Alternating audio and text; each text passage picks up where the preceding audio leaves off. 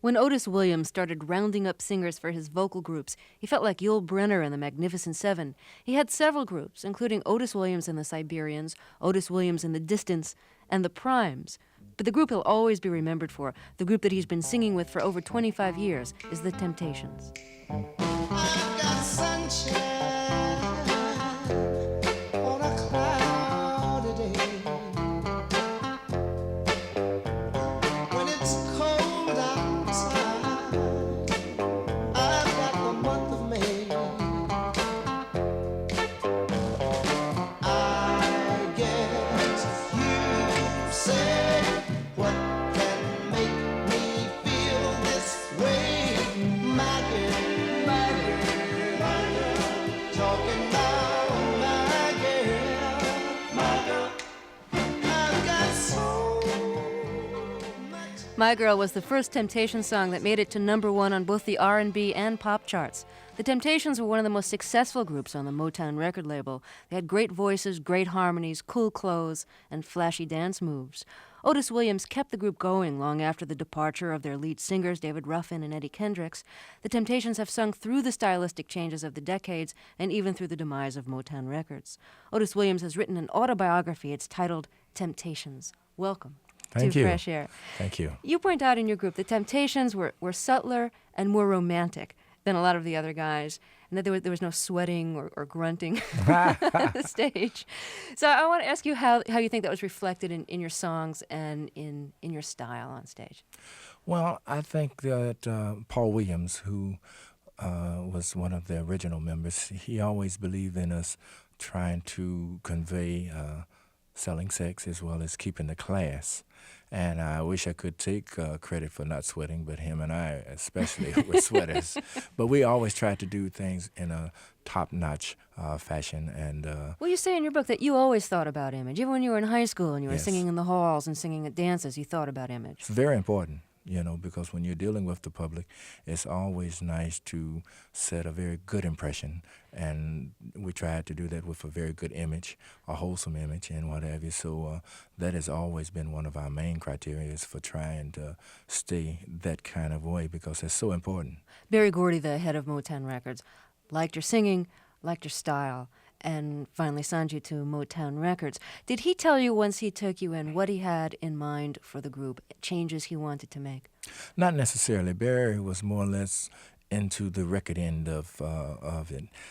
People like Charlie Atkins, Lon Fontaine, Maurice King, and Johnny Allen, they would be the guys that would polish and mold and refine as far as the stage and the image and things of that nature. Barry was very concerned about the record end of it. Now, not to say that he didn't care how we went out, and looked because we were part of Motown and all under his auspices, but he was very into the creative end of it more so than anything else, and he left that up. That's why artist development came to be because of he knew that he had to have somebody that I got all these talented artists here, the Supremes, the Four Tops, the Temptations, Martha and the Vandellas, the Miracles. Somebody needs to come in there and refine and polish them so we wouldn't be just like everybody else and knew how to get on and off the stage while we were on stage. Now, you said that Gordy really had more respect for producers and writers than he did for the performers. And I'd like to know what you meant by that, some examples of that.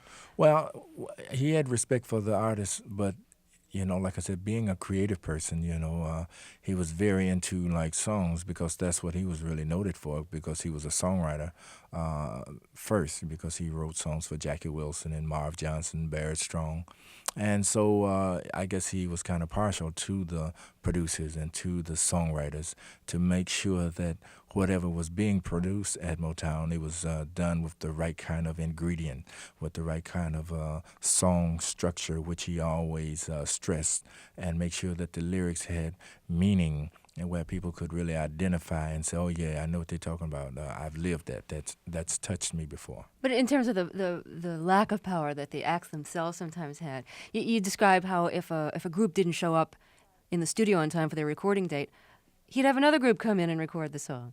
That's true. We had that happen to us with Do You Love Me, but it was not because of us not coming to the studio and knew that we had to be there. It was that this one particular day we were at St. Stephen's Community Church and watching the Dixie Hummingbirds and harmonizing for, because we were very into gospel groups. And so the next day when we came up to the company, and they said, "Man, where were you guys? Mr. Gordy he was looking for you all over town because he had to see a song for you guys." We said, "Well, we were at church." At church? And so we said, "Well, we were into spirituals, and we just had to watch those guys sing." He said, "Well, he gave the song to the Contours, and it was Do You Love Me?" I can't imagine the Temptations singing "Do You Love Me." It's I know the Contours version so well. Right. Doesn't seem like the perfect song for the group. I don't know. Yeah, I guess we'll never know now because That's right. he wanted to try it out on us, and I think it would have been designed for Paul Williams. Had we had the chance to do the song, but I think the record went to number 2, and we were kind of jealous, but we were happy for the Contours as well because we felt that our time would come. Otis Williams is my guest, the founder of the Temptations. Now, the first song that you had that really made it onto the charts, that crossed over onto the charts, was the way you do the things you do. Now, this song was the result of a competition in-house, right? Well, Barry always, like I stated in the book, he always had that competitiveness with his writers and his producers. Whoever would come up with the best product would get the release, and if they did it often enough, would get the most release, which would mean that you would make a lot of money. So Smokey had been writing, and being very successful. This is Smokey Robinson, Smokey who was your Robinson. producer for Right, a and he long had time. produced quite a few hits on Mary Wells. And when she left, that kind of opened up a little vacuum. So I guess he said, well, after writing My Guy, let me write My Girl. And so in '64, we recorded My Girl at the end of '64. And it was a big hit came February of '65. Now, the way you do the things you do, Smokey Robinson also wrote that. Now, it's my understanding that there was a song competition of who would write. How did it work? Who would write the next song for the Well, that Temptations? was later on. That was when Smokey had written Get Ready, and Norman Whitfield had written and produced Ain't Too Proud to Beg. So now we had a string of hits with Smokey, and Norman kept chipping away to the point that he really started coming up with very strong tracks, and he would have Eddie Holland of Holland Dozier Holland to write the lyrics for him. So he really had a strong package there. So every Friday, Motown was noted for the thing of having a quality control meeting where they would bring all the material that was recorded that week. Well, that Friday, they would have like an evaluation of who would get the release and what did they think would be this and that and the yeas and nays. So with Smokey having so much success with us, Barry was kind of torn between, yeah, I like that Ain't Too Proud to Beg, but Smokey did have the hit on Ain't Too Proud to Beg. I mean, My Girl and Get Ready. So he said, here's what I do.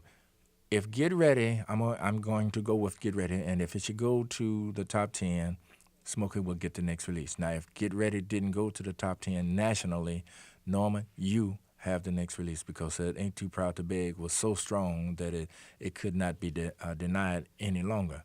So Get Ready must have gotten to the top 20. Didn't crack the top 10. And so Norman came in there with Ain't Too Proud to Beg, and we had 7 years of hit-making with Norman Whitfield. Okay, well, I want to play The Way You Do the Things You Do. That's a good one. Okay, and this is written by Smokey Robinson. Yes, Smokey Robinson and Bobby Rogers. The lead singer on this is Eddie Kendricks. Eddie Kendricks. And let's give it a listen, then we'll talk about the vocal harmonies.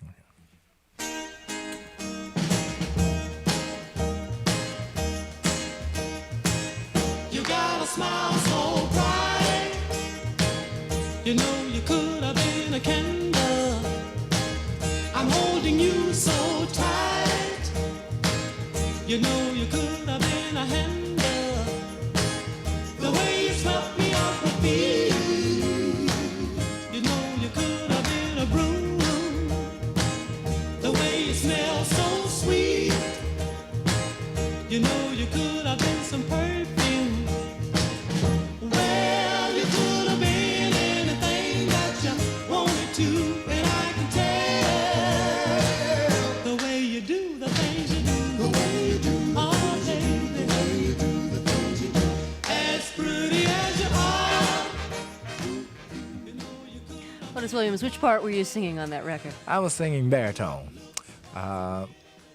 We would always sit around with Smokey, and Smokey was a very good producer in the respect of he would already have in mind how he wanted the harmonies to be structured, who would sing, what lead, and what have you. So it really was never no problem working with Smokey because he would say, okay, we knew Melvin would sing bass.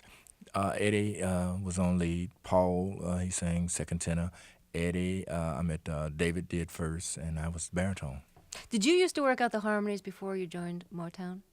No, we all would pitch You were doing in. together? Yeah, because, when you have five guys and everybody want their little voice to be heard about the creativeness, you would listen, and consequently, it would turn out to be very good because, like Richard, when we were at a distance, he was good at sitting around the piano and picking out notes. So, we all put our little 2 cents in.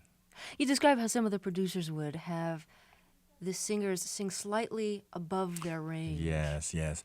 Motown was noted for recording their songs like a step higher because they wanted the tension, the vocal dynamics, the stressing point, the pleading sound.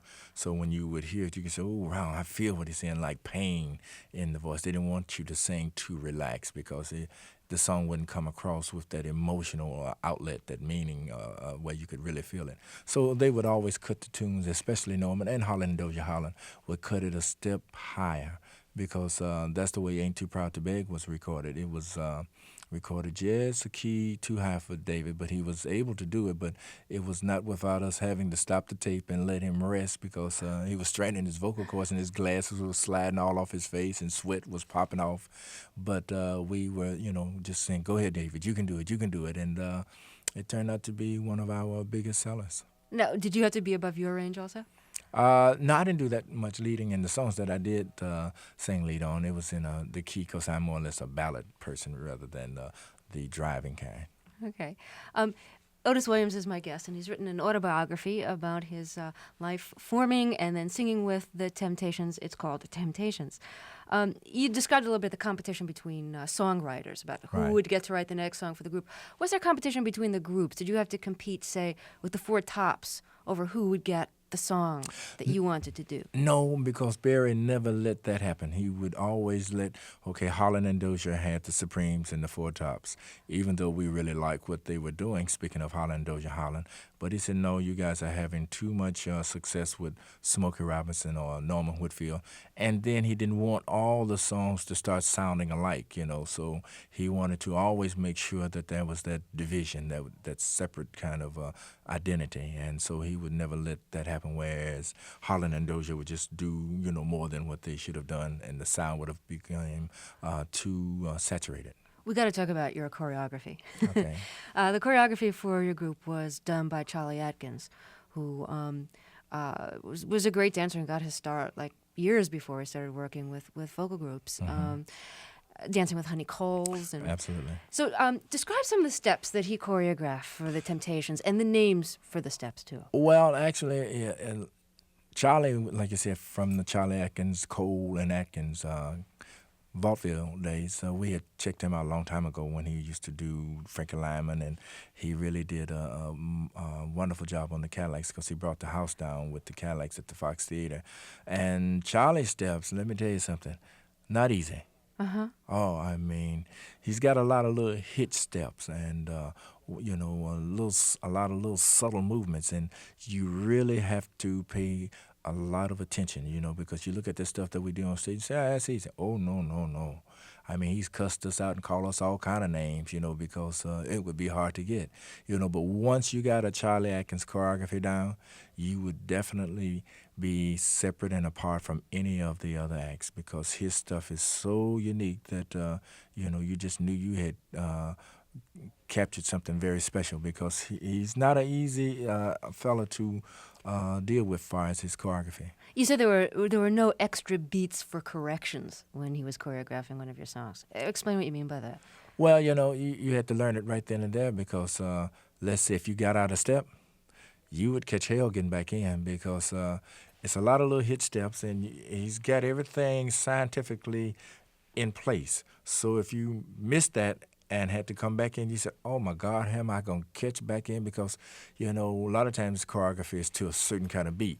Charlie would hear something that you would have to really strain to hear on the record, and he would probably pick up something like if it was a guitar lick. Well, most cases, steps are choreographed to the drum or bass lick. But he would get something that's all together that's faint that you would say, man, I don't even hear that. But it would be there. So if you didn't really grab hold of that and lost that step, it would take a minute to get back in. So it was very tedious in learning Charlie's routines. But like I said again, once you learn it, people would stand up and applaud because it was something really unique. Did you ever lose it on stage? Oh, yeah. All of us at one time or another. How would you cover up? Oh, we'd cover up, but somewhere along the way, after a while, you say, oh, no, I got to get back in. So you would find a way to get back in. It was just something inside you said, you better find a way. So you would find a way, but it would be hard. You would miss a few bars before you got back in step.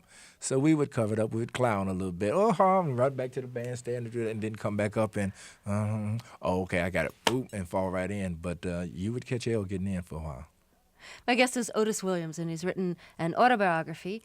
And Otis Williams is the founder and leader of the Temptations. We'll hear more of their music and talk more about his life after we take a short break. This is Fresh Air.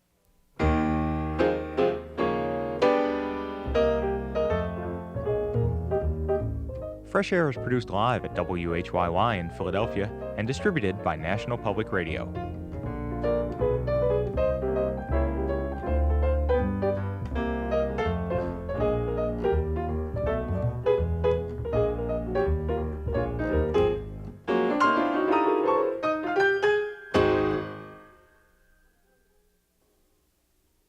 Otis Williams is my guest, and we're talking about founding and singing with the Temptations. And before we talk more about it, let's listen to another of the Temptations recordings. This is Since I Lost My Baby. You want to say anything about this before we hear it? This is one of my all-time favorites because the intro reminds me of a movie theme because it's so big, and I really love the intro as well as the song. And tell us what to listen to for your voice on here. I am singing second tenor on this here. I'm singing right under Eddie. One of the things about the Temps, we are noted for being able to sing many different parts. Sometimes I sing baritone, second tenor, first tenor, aside from lead and lead. Never bass. That's exclusive to Melvin. Okay, here we go. Since I Lost My Baby.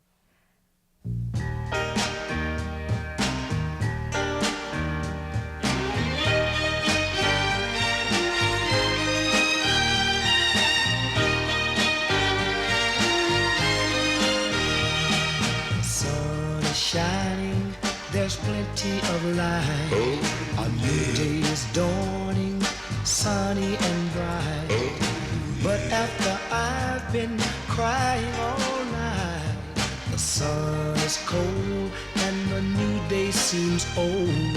Since I lost my baby, since I lost my baby, oh, since I lost my baby, since I lost my baby. The birds are singing and the children are playing. There's plenty of work and the bosses are paying. Not a sad word should a young heart be saying. What fun is a bore and with money I'm poor. Since I lost my baby, since I lost my baby. It's the Temptations. My guest is Otis Williams, the founder and leader of the group. That's one of your many records that crossed over R&B charts and pop charts. Berry Gordy really wanted the group to cross over. He was really absolutely. into crossing Yes, over. yes, So were there things that he thought you should do to make sure you crossed over to the pop charts? Well, he always stressed the thing of, like I said, lyrics, had a large play in it, and song structure. But he also stressed that the melody would be very simple, whereas, even a child could hum it. So he would stress as simple as you could keep it, the more mass appeal it would have. Well, there's certain things you're supposed to do, like for the white listeners. Keep it simple. Keep it simple for the white people. And for the black, but especially for, that mass appeal, just keep it like we said in the recording. I said it earlier today, and Joey and Suzanne, they died laughing, but when we are in the studio, sometimes you can get so sophisticated and carry on with putting certain things together. So when we get to that point, we say, no, just KISS. And that means in our term, keep it simple, stupid. because most cases, when you look at the top 10, records basically are very simplistic, and they have that mass appeal. Well, I got the impression that the idea was that record buyers should be able to sing along with the song, so you That's didn't it. want to do anything too complicated true. that we wouldn't be able to keep up with. That was Barry's philosophy. That's it. You hit it dead on the head. Let's talk about some of the problems with Motown and some of the problems within the group. When you signed your first contract with Motown, you were pretty young, in your teens or early 20s, I forget which. Late teens, early 20s, yes. Mm-hmm. Are there things that you shouldn't have signed that you did? Well, at that time, Motown being really the only game in town, so to speak, and we wanted to be there, Barry had contracts that, let's say, now looking back on it, realizing the value of contracts and knowing the business like I do, those contracts weren't the best, we were getting almost next to nothing in royalty rates and 7-year contract, and they had everything. They took our name and all that stuff, so they weren't that great. They were geared for the protection of Motown, so we signed it, and luckily, even though with those kind of contracts, we still made a large amount of money, and so if they were like the contracts that we have today, my God, it would have really even been better. But it was something that we had to grow to. One of the problems internally in the group was when David Ruffin was doing a lot of the lead singing, you describe how he had a really big ego, and he wanted the group to be David Ruffin and the Temptations. He wanted his own limousine. Yeah, well, he did have his own limousine, because at the time we had 2 limousines. David had his, then that was a group limousine, then we had a station wagon, so it would be like a caravan of 3 when we travel. But there was a time that we had to meet down in Puerto Rico, and we had a meeting because he felt as though by him doing the lead, he should have it David Ruffin in the Temptations. So we all said no, that couldn't be, because Eddie was singing lead, Paul was singing lead, Melvin was doing Old Man River, and my lead wasn't that much, but we just felt as though it should just stay that one word, Temptation. And so, yeah, ego, we all had egos, I guess, with him being in the lead spot, and, being as fantastic as he, is and was at the time, he just felt as though he should have had that kind of, distinction, and we just said no. Well, he left the group. Then Eddie Kendricks, the falsetto lead singer, Right. left the group as well. Were there any conflicts ever between them over who should get more leads? Not that I can recall, because, like I said, by and large, during that time, Smokey was our producer, and Smokey would always have in his mind who he wanted to lead his song, so it never got to be that. And when we started working with Norman would, in most cases, say, no, I want this and that guy, but then there were times we would say, hey, who would do it, but it never did get to be that kind of a conflict. Let me play another Temptations song in which Eddie Kendricks and David Ruffin share the lead. This is You're My Everything. You're My Everything. Say something about it before? That was one of the tunes that I sang first tenor on, and Eddie said, oh, man, you can go and do it, because I was more comfortable singing second tenor and baritone, but Eddie was getting ready to sing lead, and we were saying, well, okay, now, hey, Eddie, if you singing lead, who's going to do the first tenor part? You. Me. I said, man, I can't sing that. He said, man, I hear you hitting those high notes in canon. You can do it, Otis. And we got down there, and I did do it, and I think, no, it was another tune, but I started to say Paul missed the part on that, but he was there. It was Born to Love You that Paul wasn't on. But I ended up singing first tenor. I think Paul was singing second tenor, and David was up over me, and Melvin on bass. Let's give it a listen. You're My Everything.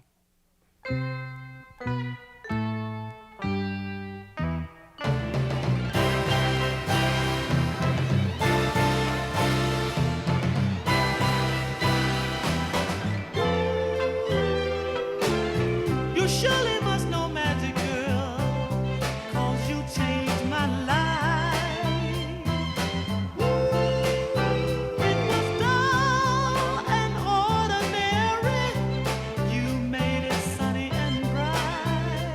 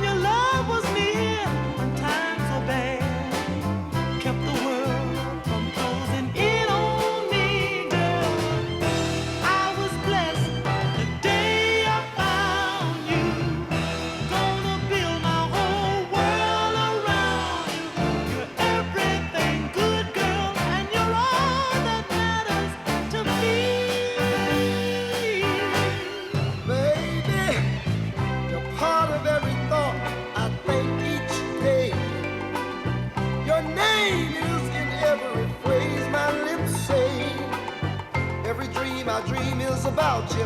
Honey, I couldn't live without you. Baby, baby, baby, baby, baby, you're my everything. You're my everything. Yes, you are. You're the girl I sing about. Temptation singing You're My Everything. Otis Williams, the founder of the group, is my guest. You have kept the group together after the leaving of the lead singers, through the decades, through the psychedelic period, through funk. Have you ever had another thought cross your mind of doing something besides singing with the Temptations?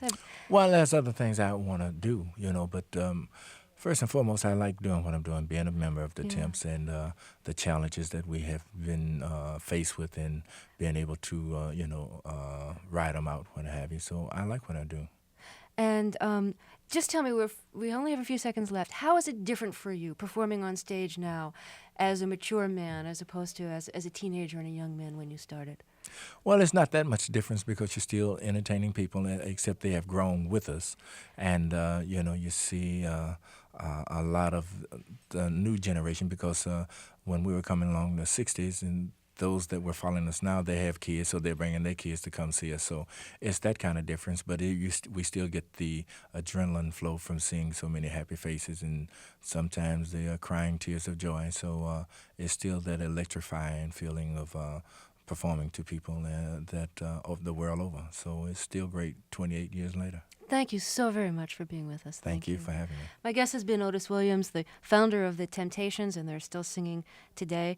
And he's written an autobiography. It's called Temptations. It's published by Putnam. I'm Terry Gross, and this is Fresh Air. Our senior producer is Danny Miller. Our producers are Phyllis Myers, Amy Salat, and Naomi Person. Production assistants from Ed Doherty and Lisa Bruton. Our engineer is Richard Parker. Chris Spurgeon directs the show. I'm Terry Gross. Thanks for listening.